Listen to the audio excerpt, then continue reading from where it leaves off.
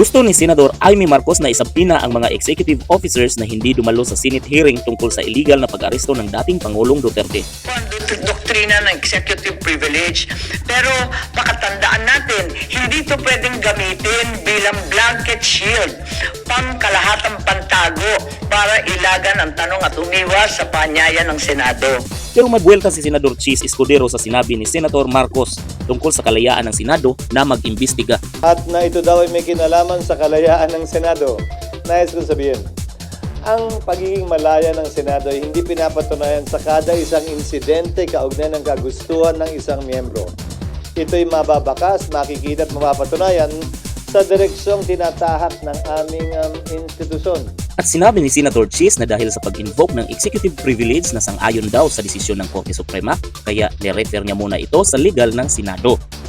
Nasabi ko na kanina at alam na rin niya yun, na dahil sa pag-invoke ng executive privilege na sang-ayon sa mga naging desisyon ng Korte Suprema, ay minabuti ko na ito'y i-refer sa legal ng Senado para sa gayon ay matiyak na ang aming gagawing hakbang ay hindi makakadagdag ng gulo at hindi maglilikha ng constitutional crisis.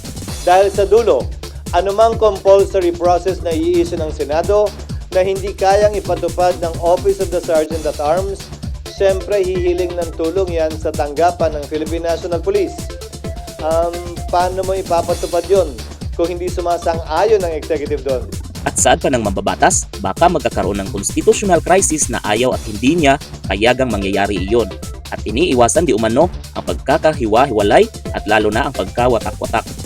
Yan ang simulain at bahagi ng tinatawag nating constitutional crisis na hindi ko papayagang mangyari o makadagdag pa sa kasalukuyang mga problemang kinakaharap ng ating bansa. Tinanong niyo ako kanina, sang-ayon ba sa pagkakaroon ng pagkakaunawaan o mas pagkakahiwa-hiwalay natin ang pagdinig na ito? Tingin ko yung pagdinig hindi. Pero kung gagawin namin itong hakbang na ito nang hindi pinag-aaralan ng lubusan, marahil ay hindi ito makakatulong sa pagkakaisa natin at dadagdag sa posibilidad na magkawatak-watak tayo lalo.